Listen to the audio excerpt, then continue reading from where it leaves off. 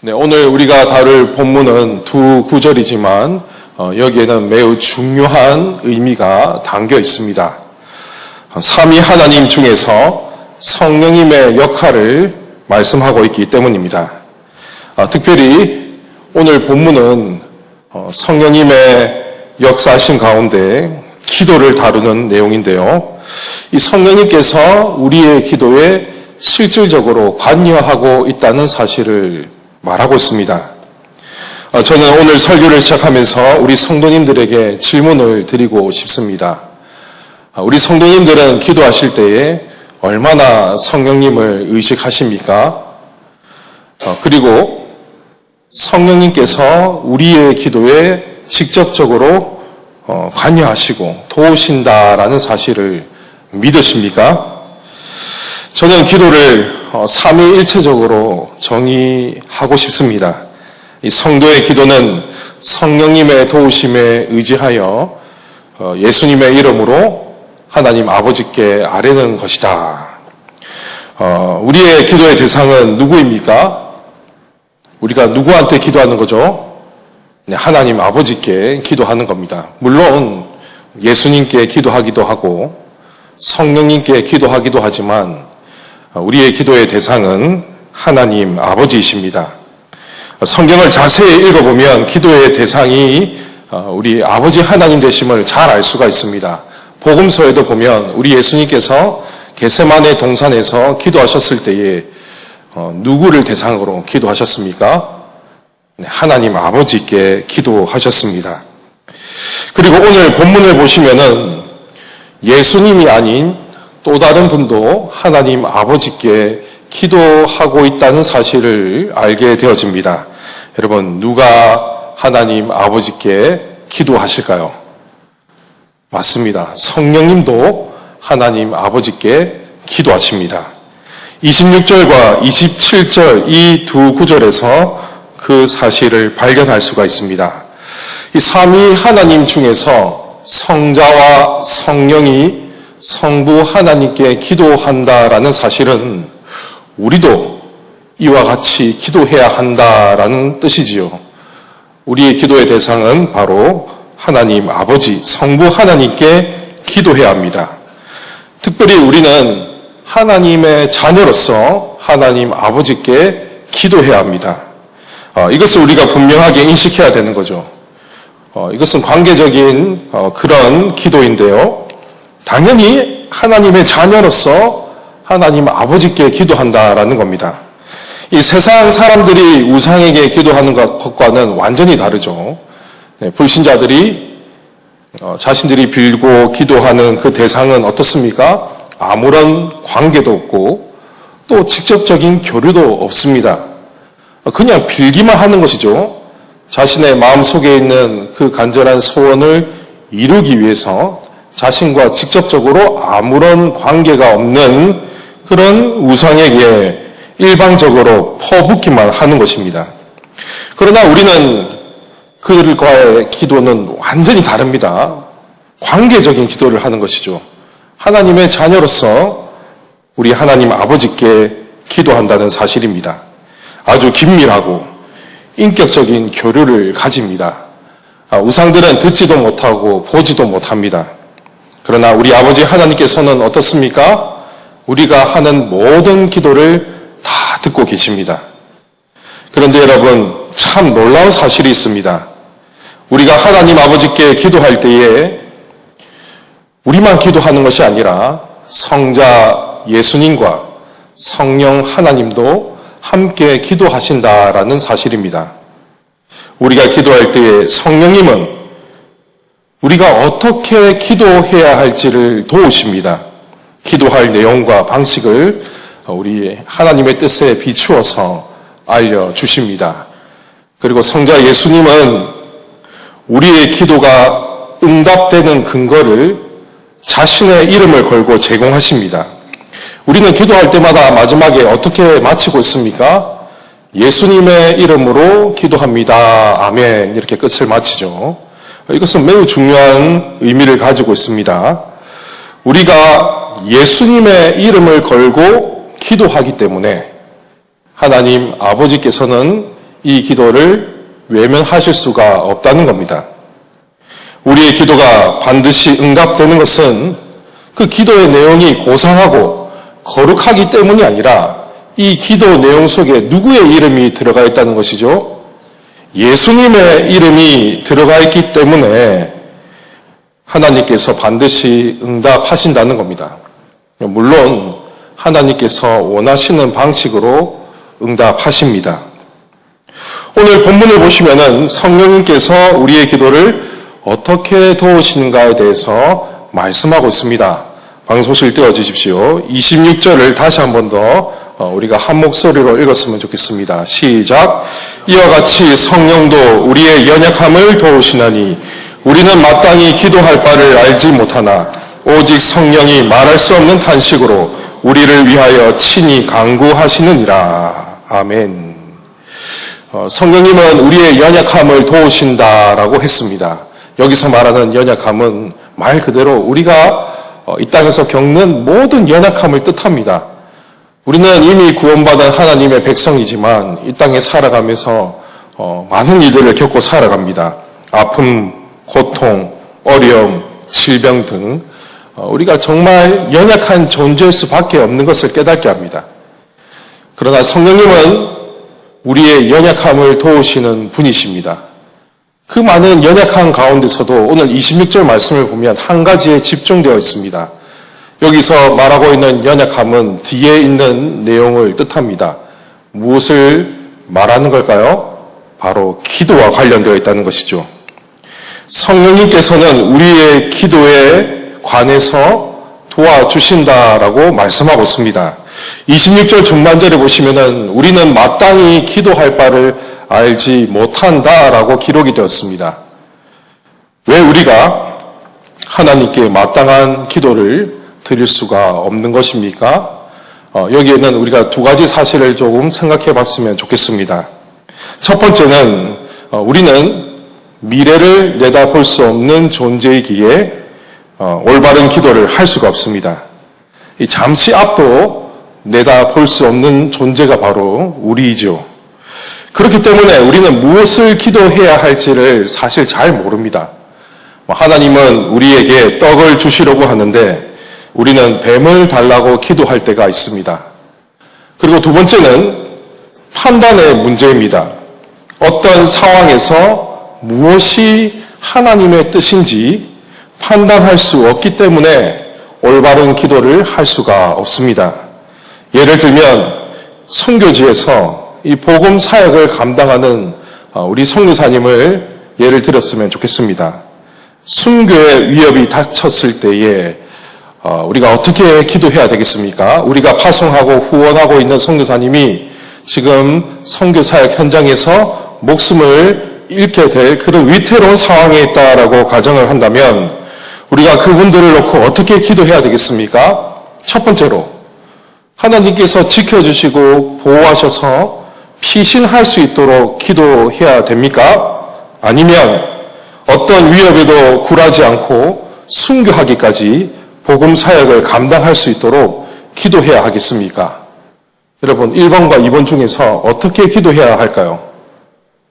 우리는 사실 어떤 상황에서 무엇이 하나님의 뜻인지를 판단할 수가 없고 어떻게 기도해야 할지 잘 알지 못합니다. 하나님이 원하시는 방식대로 이루어질 것입니다. 하나님께서 선교사님을 피신시키기를 원하신다면 그렇게 또 하시겠죠. 반대로 선교사님이 끝까지 복음 사역을 잘 감당할 수 있도록 믿음을 주셔서 순교까지 허락하실 때도 있습니다. 그것은 결국 하나님께서 원하시는 뜻으로 그렇게 나타나게 되겠죠. 하지만 우리는 이런 상황에서 제대로 판단할 수가 없습니다.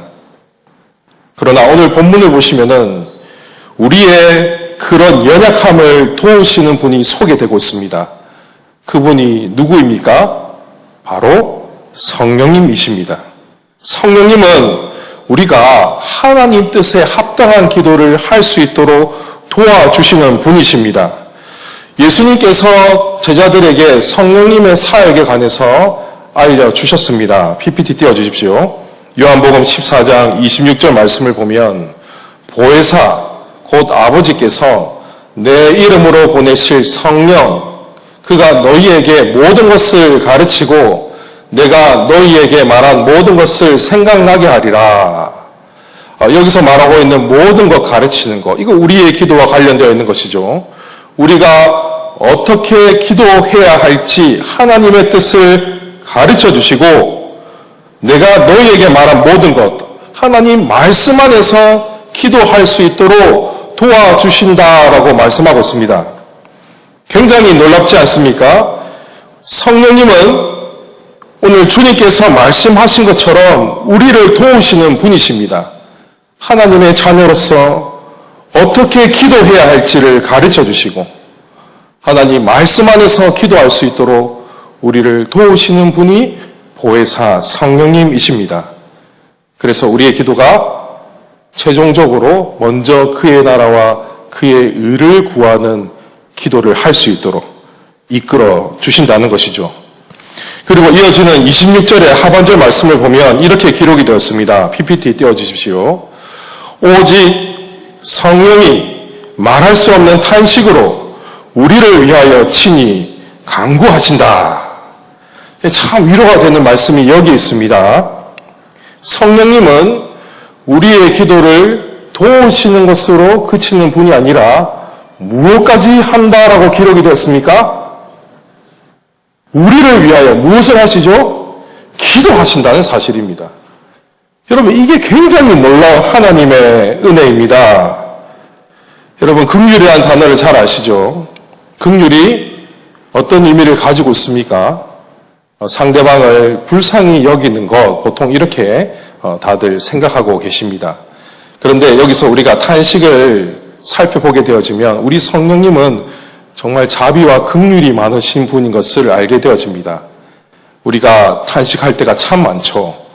살아가면서 겪는 어려움들로 인해서 정말 탄식할 때가 너무나도 많이 있습니다. 가슴 아파하면서 기도하는 그 우리의 연약함, 그 가운데 성령님도 말할 수 없는 탄식을 하신다라고 기록되어 있습니다. 여기서 말하는 탄식은 우리가 탄식하고 있을 때 성령님도 우리의 고통 안에 함께 참여하셔서 그 고통을 동참하시고 함께 고통을 느끼신다는 사실입니다. 이 탄식이 그 탄식이죠. 내가 탄식할 때 성령님도 나의 고통을 함께 느끼시면서 탄식하신다는 겁니다. 이게 바로 긍휼이라는 거죠. 긍휼. 우리 삶이 너무나도 고단하고 괴롭고 슬프면은 기도가 안 됩니다.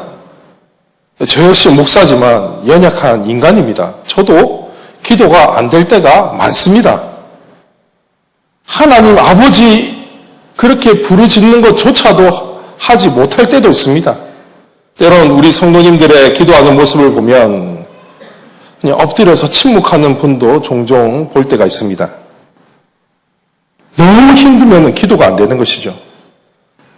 너무 가슴이 메이고 고통스러우면 그냥 엎드려 있는 겁니다.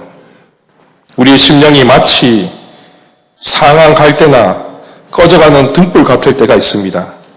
그때 우리가 할 수 있는 유일한 기도가 하나님 아버지 혹은 주여 이렇게 부르짖거나 아니면 머리를 책상에다가 대고 그냥 때론 침묵할 때도 있습니다. 하지만 바로 그런 때에도 우리 성령님은 무엇을 하신다라는 겁니까?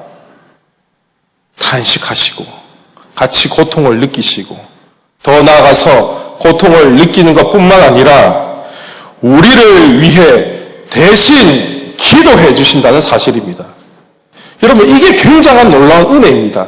나는 부르짖을 힘조차 없고 나는 기도할 수 없지만 나를 대신해서 기도하고 있는 분이 계신다는 사실이죠. 우리 안에 내주하고 계신 성령님께서는 내가 낙담하고 절망하고 있을 때, 침묵하고 있을 때 나를 대신해서 하나님 아버지께 기도하신다는 사실입니다. 사랑하는 성도 여러분, 내가 고통과 어려움 속에 있을 때, 탄식할 때, 우리 성령님께서도 함께 탄식하시고, 나를 위해서 기도하신다는 사실을 굳게 믿으시기를 바랍니다. 여러분, 이 사실보다 더 큰 위로가 우리에게 뭐가 있겠습니까? 우리를 위해서 성령님이 기도하십니다. 성령님이 우리를 위해 어떻게 기도하시는지 27절에 나와 있습니다. 띄워주십시오. 다 함께 한 목소리로 읽겠습니다. 시작. 마음을 살피시는 이가 성령의 생각을 아시나니 이는 성령이 하나님의 뜻대로 성도를 위하여 강구하심이니라. 아멘. 자, 여기 보시면은 마음을 살피시는 이가 누군 것 같습니까? 바로 우리 하나님 아버지이십니다. 우리 하나님 아버지는 성령의 생각을 아신다라고 말씀합니다. 하나님 아버지는 성령님의 모든 생각을 알고 계시죠. 성령님도 하나님 아버지의 모든 것을 다 알고 계십니다. 그리고 예수님도 하나님 아버지와 성령님에 관해서 모든 것을 알고 계십니다. 하나님과 성령님도 예수님의 모든 것을 다 알고 계십니다. 고린도전서 2장 11절 말씀을 띄워주십시오. 사람의 일을 사람의 속에 있는 영 외에 누가 알리요? 이와 같이 하나님의 일도 하나님의 영 외에는 아무도 알지 못하느니라. 피조물인 우리가 어떻게 하나님의 뜻을 알 수 있겠습니까? 우리는 하나님의 뜻을 다 알 수가 없습니다. 여러분, 성경을 우리가 다 외운다고 한들 하나님의 뜻을 알 수가 없습니다. 다 알 수가 없습니다. 구원에 관한 부분과 일부만 알 수 있지 어떻게 인간인 피조물이 하나님을 다 알 수 있겠습니까? 우리 스스로는 하나님의 뜻을 다 알 수 없습니다. 헤아릴 수도 없는 것이죠. 그러나 우리 안에 내주하고 계시는 성령님께서는 우리 하나님 아버지의 모든 것을 알고 계십니다. 우리에 관해서도 모든 것을 알고 계시고 하나님 아버지에 관해서도 모든 것을 다 알고 계십니다. 그래서 이 27절에 이 말씀은 어떤 의미를 가지고 있습니까? 우리 안에 계신 성령님께서 하나님의 뜻대로 우리 성도들을 위하여 친히 기도하신다는 사실입니다. 성령님이 말할 수 없는 탄식으로 하나님의 뜻대로 우리를 위해 기도하시기 때문에 우리의 기도는 반드시 하나님 아버지께 상달될 수밖에 없습니다. 그리고 이 기도의 중심에는 누구의 이름이 들어가 있죠? 우리의 중보자 되시는 예수 그리스도의 이름이 우리 기도 안에 들어있기 때문에 우리 하늘 아버지께서는 반드시 우리의 기도에 응답하십니다. 사랑하는 성도 여러분, 현재 마땅히 기도할 바를 알지 못해서 탄식하고 있는 분이 계십니까? 내가 살아가고 있는 그 삶의 현장 가운데서 정말 좌절하고 낙망하고 절망하고 있는 분이 계십니까? 우리가 이렇게 탄식하고 있을 때에 여러분, 이 탄식은 우리만의 탄식이 아님을 기억하십시오. 내 안에 내주하고 계신 성령님께서도 우리의 이 고통 속에서 함께 참여하고 계시고 함께 고통을 느끼고 있다는 사실을 기억하시기를 바랍니다. 더 나아가서 하늘 보좌 우편에 계신 우리 예수님께서도 우리의 아픔에 함께 동참하시면서 그 고통을 느끼고 있다는 사실을 여러분 기억하십시오. 이게 얼마나 큰 위로입니까? 그 누구도 몰라봐도 내가 고통받고 있을 때 성령님도 함께 고통을 당하시고 하늘 보좌 우편에 계신 우리 예수님께서도 함께 고통을 느끼고 있다는 사실이 우리에게는 너무나도 큰 위로가 됩니다. 그리고 그분들은 그냥 고통만 느끼고 계십니까? 우리를 위해서 친히 기도하고 계신다는 사실을 여러분 잊지 말고 기억하십시오. 계속해서 우리를 위해서 기도하십니다. 내 안에 내주하신 성령님께서 나를 위해서 기도하시고 또 하늘 보좌 우편에 계신 우리 주님께서 나를 위해서 기도하신다는 그 사실, 이 사실을 기억하며 더 하나님께로 나아가 우리의 연약함을 부르짖고 기도하시길 바랍니다. 오늘 이 시간에 우리는 우리의 연약함을 가지고 이 자리에 나왔습니다. 하나님 앞에 나왔습니다. 그렇다면 우리가 해야 할 것이 무엇이겠습니까? 우리의 연약함 있는 모습 그대로 하나님 앞에 그대로 내려놓는 겁니다. 부르짖고 기도하십시오. 성령님께 은혜를 구하시면서 성령님, 제가 지금 처한 상황 속에서 마땅히 기도할 바를 알지 못합니다. 당신께서 도와주셔서 하나님의 뜻을 깨닫게 하여 주시고 말씀 안에서 기도하게 하여 주시옵소서. 때론 여러분 기도가 안 되면 하나님의 거룩한 성호를 외치시기 바랍니다. 하나님 아버지 100번만 해도 됩니다. 여러분 기도를 너무 고상한 것으로 생각하지 마십시오. 기도가 안 되면 주여 100번을 외쳐도 됩니다.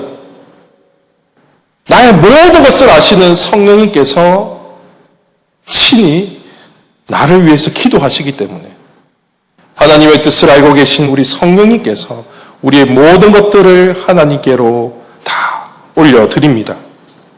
성령님의 탄식과 기도를 통해 나의 기도가 하나님 아버지께 상달되어지고 이 기도는 반드시 하나님 뜻 가운데 응답된다는 사실을 기억하며 기도하십시오. 때론 침묵하고 있을 때에도 우리 성령님과 주님은 우리를 위해서 기도하시고 도우십니다. 더욱 힘을 내어서 여러분 하나님 앞에 부르짖고 기도하시기를 바랍니다. 우리의 연약한 가운데 우리의 탄식을 들으시는 성령님의 도우심을 온전히 의지하면서 하나님의 뜻대로 간구하시는 복된 성도님들이 되시기를 주님의 이름으로 축원합니다.